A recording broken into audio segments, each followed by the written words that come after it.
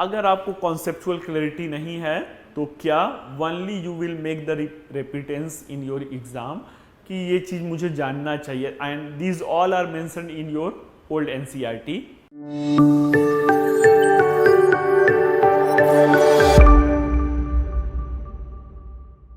Hello friends, most welcome to all of you. Today we are going to discuss the sources of ancient Indian history. This is the second video on that series.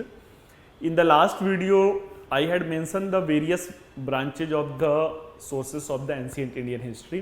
In that we had discussed the archaeological sources and the literary sources.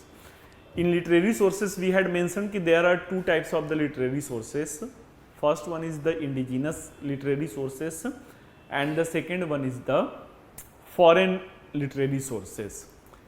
In indigenous literary sources we had divided in two parts. So in that indigenous literary sources today I am going to discuss the religious literature. What are the religious literature?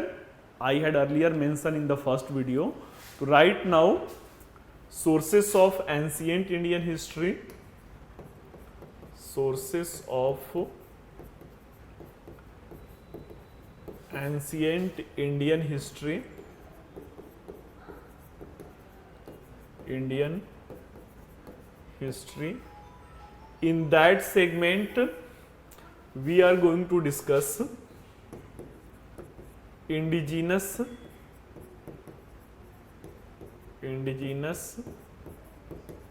literary sources. Indigenous literary sources. In indigenous literary sources I had mentioned there are two types of the sources: religious literature and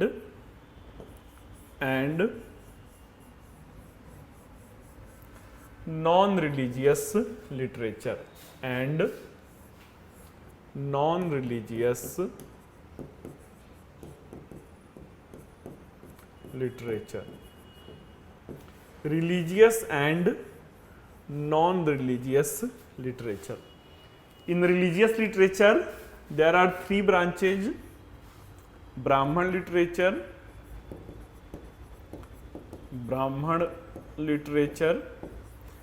then after Bodh literature,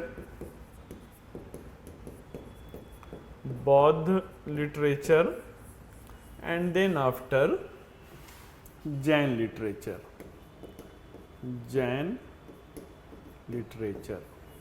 And in the non-religious literature there are so many literature.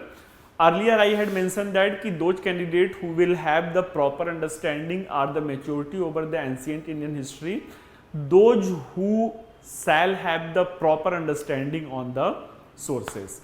In the previous year question analysis segment I had mentioned that on each and every year at least one questions from the sources based. So something, this is the most vital segment of your pre-exam, mains exam and as per as your optional segment. So coming to the Brahman literature.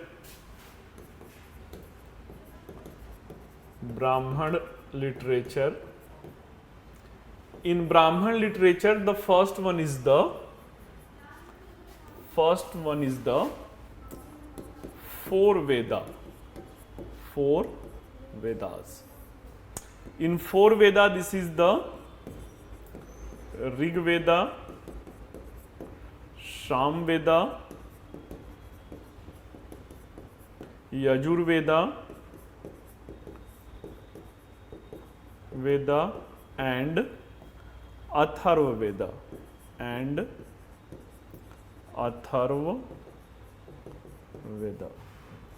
So these are the Vedic literature. In four Vedas there is the term Ved Trai. Ved Trai means ki first three Vedas, Rig Ved, Sam Ved and Yajur Ved, this is the Ved Trai. So coming to the one by one, in Rig Veda, in 10th mandal there is the mentioning of the four Varna system, and apart from that, in the entire, these are the religious texts, but in that religious subjectivity we get the mentioning of the, in indirect way we get the mentioning of the political scenario of the Aryans, social practices of the Aryans, economic, this is the something, the proto economy, they were following the sustainable livelihood practices. So we get the mentioning of the economic practices, and on the whole we are getting the religious and cultural behavior of the Vedic Aryans. Rig Veda, after it was the Sham Veda. Sham Veda, this is the first literature of the ancient Indian history or the entire Indian history, which is based on the music. Means in art and culture segment there is a unit classical dance. In that classical dance there is a text Bharat Muni Natya Shastra. So prior to the Bharat Muni Natya Shastra, the one literature who is something mentioning regarding the music, that is the Sham Veda. Coming to the next, Yajur Veda. In that Vedic religion, the importance of yajnas, there were the various types of the yajnas like the Ashwamedh Yajna, Rajsu Yajna, Vajpeya Yajna. So how one yajna should be performed, what should be it proper, something, the establishment of the Agni Kunda. So all that scientific data, what should be the mode of the sacrifices, on which kind of the yajnas, what kind of the sacrifices it should be on. So these all are mentioned in the literature Yajur Veda. Means कि यजुर वेद में क्या है, यज्ञ के विधि विधान और जो भी कर्मकांड हैं, जो भी उसमें समथिंग कर सकते हैं कि सैक्रिफाइसेस, मीन्स कि पशु हत्या है, these all the scenario which is mentioned in Yajur Veda. The last Veda, this is the Atharva Veda. It is composed in the later Vedic half. It something denotes that ki later Vedic Aryans, they were performing the rituals activity, and the Atharva Veda, it contained the magical superpowers. What the rituals practices it were increasing in the society, it is mentioned. Something, this is the superstitious ideas which is also mentioned in the Atharva Veda. Apart from that, some medicinal planted related to the Ayurveda. Atharva Veda also contains the information of that. These all Vedas, they are written in Sanskrit language, and in poetic style,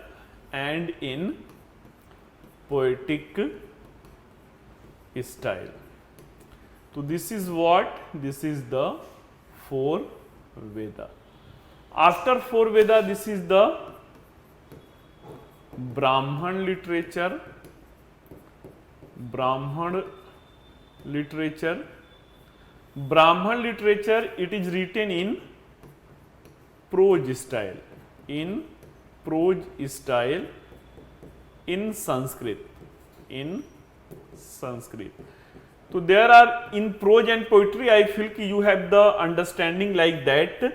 In poetic style, this is the Padya Shaili, means in Rig Veda, this is the mentioning of the Gayatri Mantra. This is the Om Bhurbhuva Swa Tatsa Viturvarenyam Bhargo Devasya Dhimahi Dhiyo Yona Prachodayat. Means what is the actually meaning of that sloka, that hymns, we are not aware of that. So in a simple way, in the prose style, means कि इसकी व्याख्या अगर सरल तरीके से कर दिया जाए, तो this is what, in what style actually you read the book of the history, you read the book of the polity. This is what, this is the prose style. So to make the proper understanding of the various hymns of the Vedas, the Brahman literature it was composed. So every Veda has their own Brahman literature. So this is the Satpat Brahman, Gopat Brahman. So these all are the various types of the Brahman literature. The actual objective is what? To make the proper understanding of the Vedic literature. Then after, this is the Aranya literature.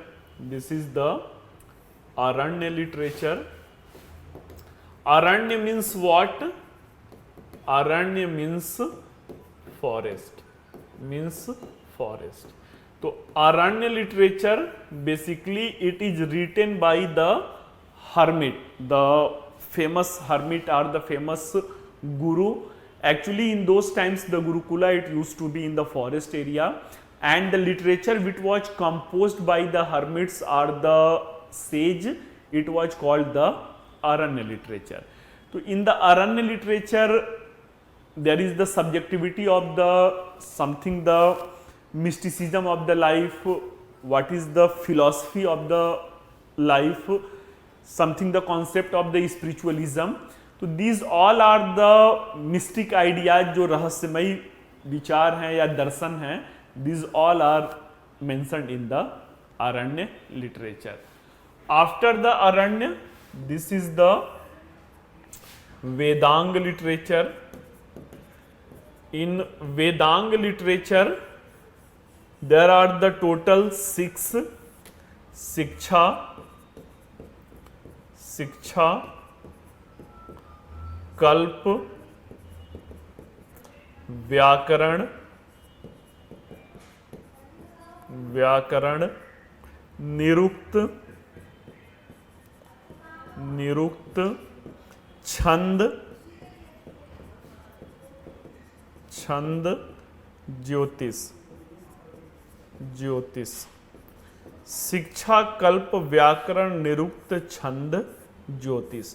So this is what? This is the Vedanga literature. Vedang means ki part of the ang of Veda. Vedon ke ang hai, Vedang. So there are total 6 Shiksha, Kalp, Vyakaran, Nirukta, Chand and Jyotish. So related from the socio and religious behaviors of the Aryans, yeah, what should be the proper code of conduct in the social and religious sphere, it all mentioned in the Vedanga literature. Coming to one more, this is the Upanishad literature. Upanishad, it is called the Vedant. It is called the Vedant literature. The Vedant literature means what? कि this is the end of the Vedic literature. वेदों का जहां पे अंत हो जाए, that is the Vedant. Upanishada, up means कि to near, Nishada means कि to learn. To near of whom? To near of Guru. Means कि earlier I mentioned that कि Gurukul parampara, Gurukul tradition, all the Gurukul, it used to be in the Aranya, means कि in the forest region. Why? To nearer to be the nature. Actually the intention was what of the ancient education system? They wanted to refrain the students or the young brain from the busy life of the village area or the busy life of the semi-urban areas, and the concentration was what? Ki nearer the nature. At that time scenario, there was not the discovery of the paper in India or in world scenario. So usually the students, they were not making the notes. It was the concept of the Shravan tradition. Shravan traditions means ki all the teachings of the gurus, students have to learn only by listening. तो this is the Shravan tradition, means कि सुन करके क्या करना था? याद करना था. तो there must be a concentration of the student side, and the concentration is where in the around, where is the peaceful surroundings, and this is the scientifically prove कि where you are nearer to the nature you have the more concentration level. So scenario is what? Ki this is the Upanishada, means ki to nearer the Guru, Nishada means ki listen. This is the Upanishad literature. They are total Upanishad literature. They are total 108, and in that 108 there is the Mundakopanishad. Mundakopanishad. in Mundakopanishad we get the reference of Satyamev Jayate. Satyamev Jayate. So this is the word derived from the Mundakopanishad, and it is also mentioned on the Sarnath pillar inscription of Ashoka. So Satyamev Jayate in Mundakopanishad. There is the Jabalopanishad. In Jabalopanishad, this is also the question of your exam. The first time for ashram tradition it is mentioned, means कि in that time scenario the average age of the human being, it was considered of the 100 years. It was divided in 4 ashram: brahmacharya, grihastha, vanprastha and sannyas. Each ashram was of the 25 years. So this is what, this is the Jabalopanishad who first time mentioned the 4 ashram tradition. In Upanishad there are the something philosophical ideas of the mysticism of the life, and later it is the Shankaracharya whose philosophy it was based on the Upanishad. Means it is called the Now Vedanta Darshan. Upanishad it was having the rational ideas. It is the first time Upanishad who countered the ritual practices, superstitious ideas of the Vedas, especially the Atharva Vedas. So means first time the rational idea it did not emerge in Bodh and Jain religion. The first time the rational idea it emerged within the Vedic religion, and it is the Upanishad. It is considered that the Bodh and Jain religion it inspired from the rational idea of the Upanishad, and they counter the Vedic religion. So this is the entire Vedic literature. But we are covering the indigenous literature. So in the indigenous literature there is the religious literature. After the Vedic literature, this is the Mahabharata and Ramayana. So Mahabharata and Ramayana, it is considered कि it was composed around the 5th century BC, and the Mahabharata, this was the tradition. Earlier in the Mahabharata only the 10,000 sloka it contains. Later, seeing the popularity, some chepak was added, and 1 lakh there are the sloka it is in the Mahabharata. So both are the epic and both are composed around the 5th century BC. After the Mahabharata, this is the Puran literature.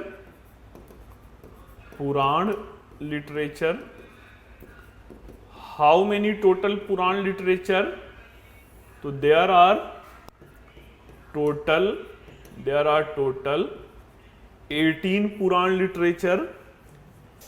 In Puran literature, the Puran it is divided in 4 segments, that is the Sarg, Pratisarg, Man and Manvantar. What is the historical importance of the Purana, like the Vishnu Puran, Matsya Puran, Garud Puran? So there are so many Puranas. What is the historical significance of the Puran literature? So something we have to first know what is the drawback. These all are the religious literature, and it is written in the futuristic tone. Means कि by reading the Puran literature, something this is the feeling that कि someone is just seeing the future. Means कि ideology is what कि 200 सालों के बाद पृथ्वी पर ऐसा होगा. तो 200 सालों के बाद पृथ्वी पर ऐसा होगा मीन्स व्हाट कि someone who is seeing the future ना. तो actually this is the religious text and they want to prove that larger than life कि kind of the some supernatural powers and they are looking the future. But what is the historical importance they have mentioned in that futuristic style, mentioning of the so many dynasties. मतलब first time we get the historical mentioning of the dynasty from the Puran, means ki Sunak dynasty, Haryak dynasty, Nanda dynasty, Mauryan dynasty, it all are mentioned in Puran literature. So this is the total 18 Puran literature.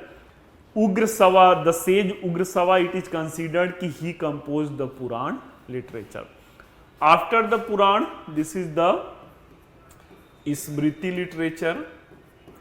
Smriti literature. In Smriti literature, which one is the earliest one?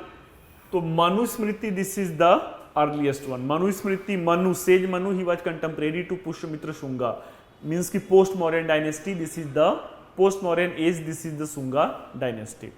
So Manusmriti is the earliest one. Then after Yagdavalkya Smriti, Brihaspati Smriti, Narad Smriti, Oshanam Smriti.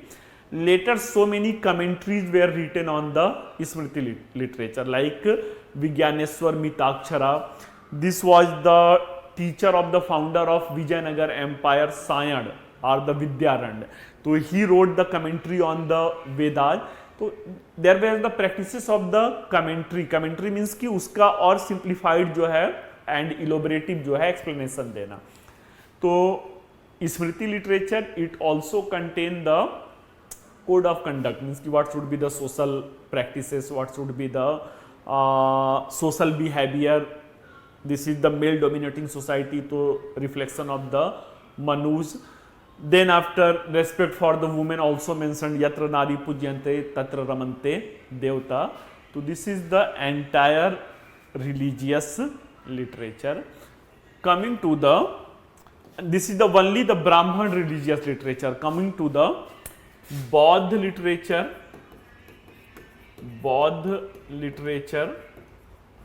and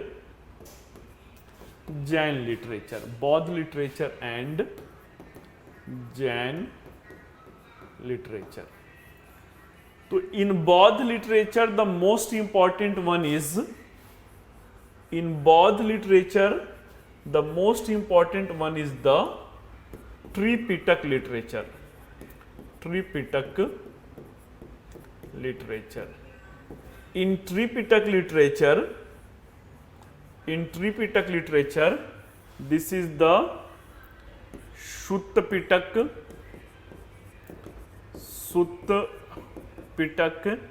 In Sutta Pitak, this is the preaching and sermon of Lord Buddha. Sermon of Lord Buddha. Second one is the Vinay Pitak. In Vinay Pitak, there are the governing rules of Buddhist monastery and Sangharam. Buddhist monastery and Sangharam. So, what is the scenario? Sutta Pitaka, this is the preaching and sermon of Lord Buddha. Vinay Pitaka, governing rules of the Buddhist monastery and the Sangharam. And finally, this is the Abhidhamma Pitak. Abhidhamma Pitak. So, in the Abhidhamma Pitak, this is the mentioning of Bodh philosophy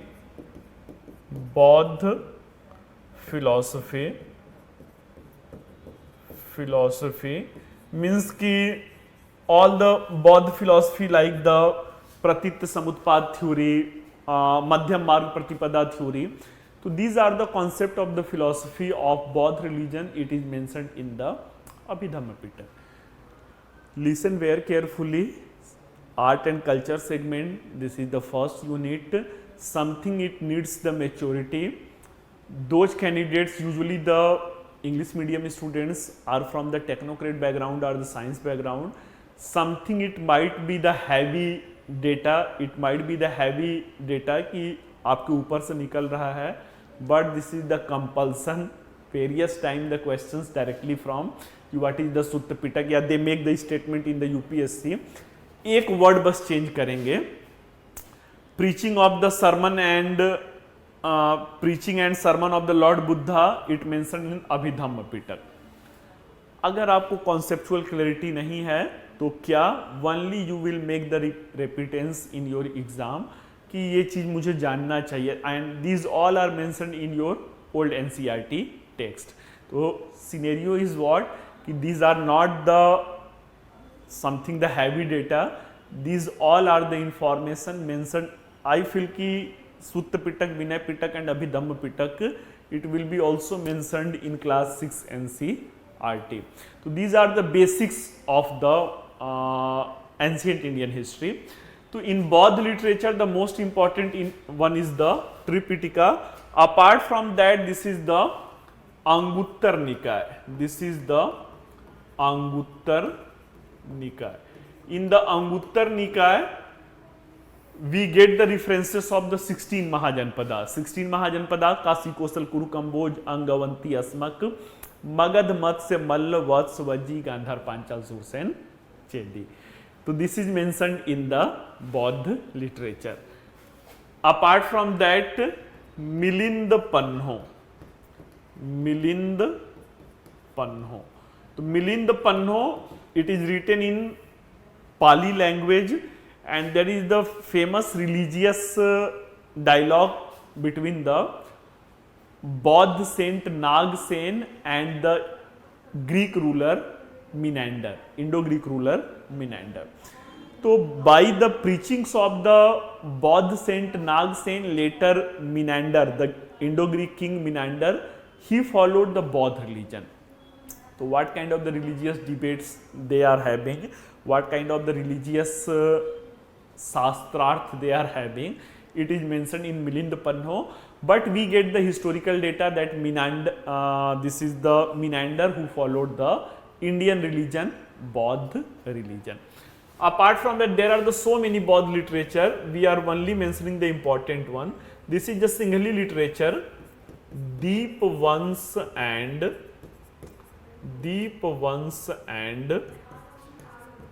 Maha Vans. Deep Vans and Mahavans. So Deep Vans and Mahavans, we get Emperor Asoka, he assassinated to his 99 brothers. It is mentioned in the Singhali literature. Something, this is the exaggerating story, but it proves that there was the war of succession among the brothers. So this is the Buddhist literature. In Jain literature, most famous one is the Ang, Upang. Then after this is the Bhagavati Sutta, Bhagavati Sutta, Parisist Parvan, Parisist Parvan, Parvan. So these are the Jain literature in which we get the Jaina philosophy, Jaina doctrine, and we get the some historical data, like in the Bhagavati Sutta, Anguttar Nikaya and Bhagavati Sutta, we get the references of the 16 Mahajanpadas. So these all literature, religious literature, they are important for the construction or the reconstruction of the ancient Indian history.